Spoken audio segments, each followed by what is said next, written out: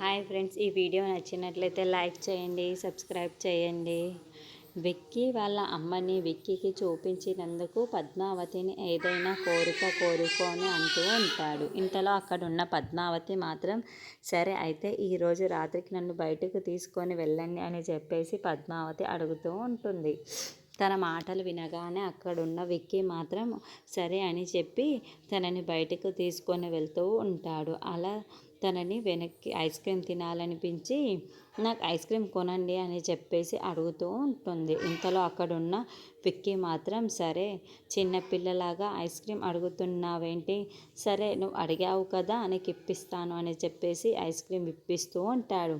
అలా వాళ్ళిద్దరూ ice cream అయితే తింటూ ఉంటారు. ఇంతలో అక్కడున్న విక్కీ మాత్రం భుజం మీద ఎక్కి అక్కడికి తిరగమని చెప్తూ ఉంటుంది. ఇంతలో అక్కడున్న విక్కీ మాత్రం సరే నువ్వు చెప్పినట్లే చెయ్యాలి కదా అని తనైతే భుజం మీద ఎక్కించుకొని తిప్పిస్తూ ఉంటాడు. ఇంతలో అక్కడున్న జొన్న నెల కనిపించకుండా జొన్న వేళ్ళు తినాలనిపిస్తుంది అని చెప్తుంది. నాకు ఎలాగైనా సరే అవి కూడా ఇప్పించండి అని చెప్పేసి అడుగుతూ ఉంటుంది. ఆ మాటలు వినగానే అక్కడున్న విక్కీ మాత్రం సరే అని చెప్పి జొన్న నీళ్ళు కూడా ఇప్పిస్తూ ఉంటుంది. విక్కీ దగ్గర ఉన్న జిన్న నీళ్ళను తింటూ ఉంటుంది. ఇంతలో అక్కడున్న కాఫీ కనిపిస్తే కాఫీ నాకు తాగాలనిపిస్తుంది అని చెప్పేసి అంటూ ఉంటుంది.